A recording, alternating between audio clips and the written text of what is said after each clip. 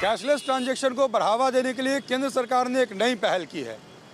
2000 रुपये तक अगर आप किसी वस्तु या सेवा की खरीद फरोख्त क्रेडिट या डेबिट कार्ड से करते हैं तो सर्विस टैक्स आपको नहीं देना होगा। देश में 500 और 1000 रुपये के पुराने नोटों का प्रचलन बंद करने के बाद से लोगों को बैंकों और एटीएम से नकदी निकालने में भारी परेशानी का सामना करना पड़ रहा है। लोगों की इस परेशानी को देखते हुए सरकार ने डेबिट और क्रेडिट कार्ड से 2000 रुपये तक के लेन देन को सर्विस टैक्स फ्री करने का फैसला किया है। इसके लिए वित्त मंत्री अरुण जेटली की ओर से संसद में एक अधिसूचित प्रस्ताव पेश किया गया है। इधर सरकार ने 10 तारीख से पुराने 500 रुपये नोट के इस्तेमाल पर रेलवे स्टेशन, मेट्रो स्टेशन और बस स्टेशन पर भी रोक लगाने का फैसला ले लिया। नोटबंदी के इस दौर में सरकार यही चाहती है कि लोग ज़्यादा से ज़्यादा कैशलेस ट्रांजैक्शन करें। अब सर्विस टैक्स पर छूट देने के बाद लोगों का झुकाव कितना बढ़ता है और लोग इसका फ़ायदा कितना उठाते हैं, ये तो वक्त तय करेगा। विजय सतेंद्र के साथ रजनीश सिन्हा, न्यूज नेशन, पटना। संसद के दोनों सदनों में आज भी नोटबंदी पर हंगामा जारी रहा। नोटबंदी के 1 महीने पूरे होने के बावजूद सरकार और विपक्ष में अभी भी गतिरोध जारी है। सभी विरोधी पार्टियां एकजुट होकर सरकार के किसी के पास अनाज खरीदने के लिए पैसे नहीं थे, प्लीज आप लोग बैठ जाइए। सरकार की तरफ से पलटवार करते हुए वेंकैया नायडू ने कहा कि मुझे ये नहीं पता कि ये सारे लोग काला दिवस क्यों मना रहे हैं। दरअसल ये लोग काले धन के खिलाफ में नहीं है, बल्कि काले धन के समर्थन में हैं। समर्थन दिवस है, कांग्रेस वाले जो मना रहे वो काला धन समर्थन दिवस, नहीं तो कोई मतलब ही नहीं था।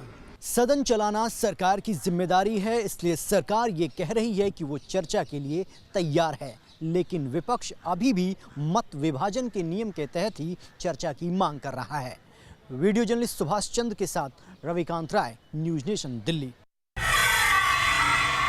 नोटबंदी के 1 महीना पूरा होने पर विपक्ष ने लिया सरकार को निशाने पर। संसद भवन परिसर में मना काला दिवस। सदन की कार्रवाई शुरू होने से पहले ही विपक्ष के तमाम नेता संसद भवन परिसर में एकजुट होने लगे। मुंह पर काली पट्टियां, हाथ में तख्तियां और महिला सांसदों ने काले रंग के शॉल धारण कर रखे थे। इस पूरे विरोध में कांग्रेस की तरफ से राहुल गांधी और गुलाम नबी आजाद नेतृत्व कर रहे थे। इसमें 17 दलों के नेता शामिल हुए। राहुल गांधी ने कहा कि मोदी सरकार का यह फैसला साहसिक कदम नहीं बल्कि मूर्खता भरा है। किसी ने कहा कि ये प्रधानमंत्री का बहुत बोल्ड डिसीजन है। ये बोल्ड डिसीजन नहीं है, ये बिल्कुल बेकार डिसीजन है। राहुल गांधी ने यह भी आरोप लगाया कि विपक्ष बहस चाहता है, वोटिंग चाहता है, लेकिन सरकार इन चीजों से भाग रही है। कैशलेस इकोनॉमी से 2, 3, 5 कंपनीज को फायदा होगा जो हर ट्रांजैक्शन पे कमीशन लेंगे। तो एक के बाद एक, एक के बाद एक, एक के बाद एक प्रधानमंत्री भाग रहे हैं। हम चाहते हैं कि इस लोकसभा में, राज्यसभा में वो आके बात करें। नोटबंदी के मुद्दे पर सरकार को घेरने के लिए संसद से लेकर सड़क तक विपक्ष ने मोर्चा खोल रखा है और ऐसे में विपक्ष की एकजुटता सदन की कार्यवाही पर भी भारी दिखाई दे रही है। वीडियो सुभाष चंद्र के साथ Maulendra Kumar, News Nation, Delhi. Demonetization यानी नोटबंदी को करीब 30 दिन हो चुके हैं, 1 महीना पूरा हो चुका है और प्रधानमंत्री नरेंद्र मोदी ने 50 दिन मांगे थे, यानी 60% दिन बीत चुके हैं। लेकिन क्या असर है, क्या लाइनें कम हो रही हैं, क्या उसमें कुछ फर्क आ रहा है, लोगों को पैसे मिल पा रहे हैं या नहीं मिल पा रहे हैं, ये अपने आप में बड़ा सवाल खड़ा हुआ है। अगर आंकड़ों की बात करें तो आंकड़ों में देखा गया है कि करीब 4 लाख करोड़ रुपए जो हैं वो सर्कुलेट किए जा चुके हैं, लोगों के बीच पहुंच चुके हैं, जो नई करेंसी है। लेकिन पुरानी करेंसी के बारे में अगर आप सुनेंगे तो आप चौंक जाएंगे। करीब 11.5 लाख करोड़ जो है बैंकिंग सिस्टम में आ चुका है, जो एक तरह से उसमें काला धन भी बताया जा रहा है। सरकार अभी ये नहीं कह रही है कि इसमें काला धन कितना है या व्हाइट मनी कितनी है। टोटल 15 लाख करोड़ के करीब इकोनॉमी में इस तरह के 500 और 1000 के नोट मौजूद हैं। लाइनों पर कितना असर पड़ा है, लाइन भी छोटी होती नजर आ रही है क्या? नहीं। ये भी आप देख सकते हैं। इस समय मयूर विहार फेस 1 में हूं और मयूर विहार फेस 1 में केवल 22 में से 1 या 2 ही एटीएम काम कर रहे हैं। मोदी जी को डिसीजन लेने से पहले सोचना चाहिए था कि भाई नोटों का इंतजाम कैसे करें, पहले इंतजाम करना चाहिए था।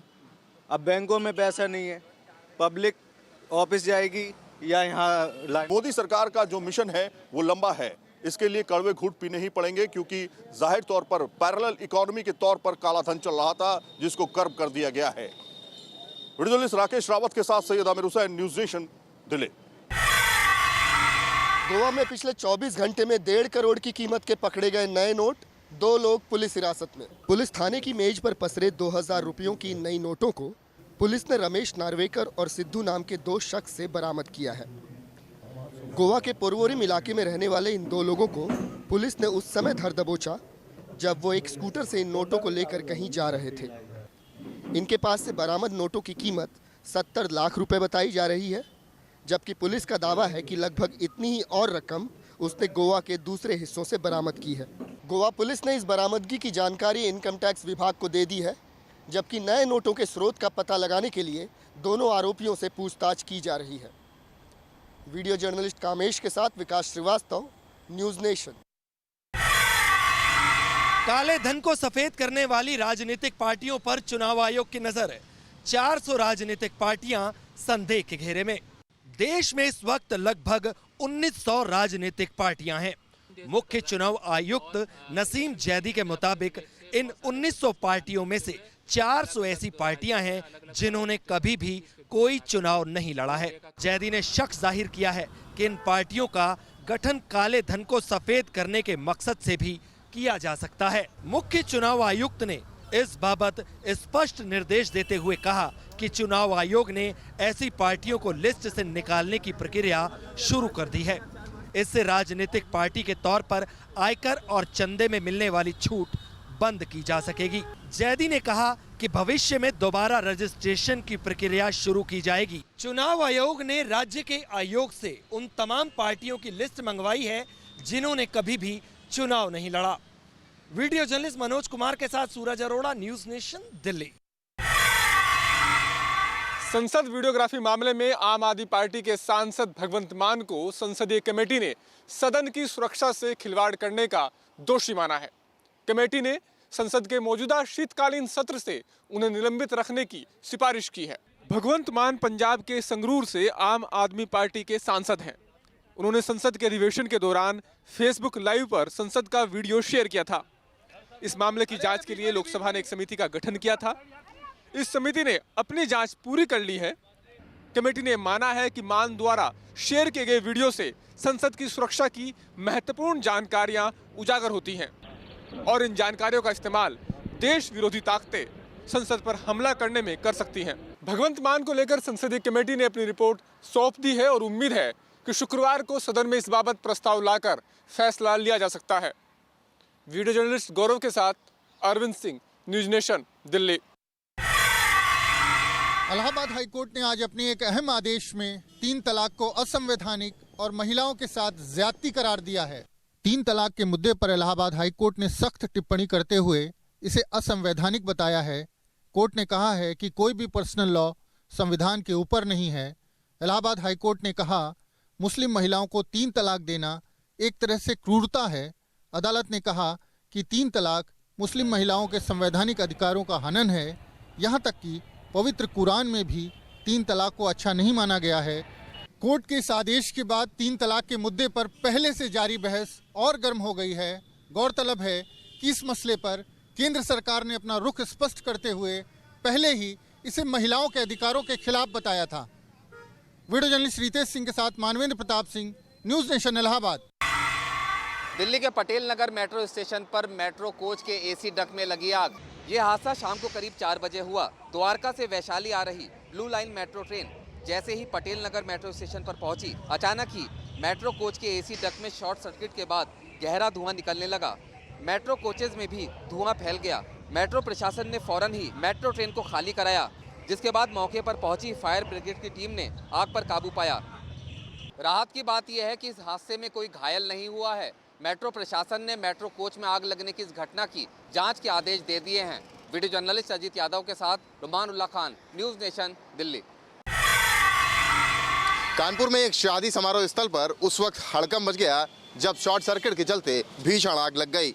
आग इतनी तेजी से फैली कि जब तक कोई समझ पाता तब तक समारोह स्थल पूरी तरीके से राख हो गया।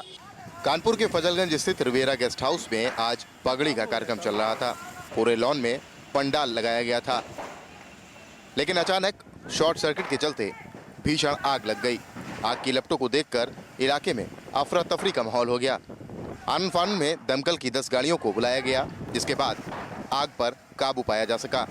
लेकिन जब तक आग पर काबू पाया जाता तब तक करीब 2 करोड़ की संपत्ति जलकर खाक हो गई।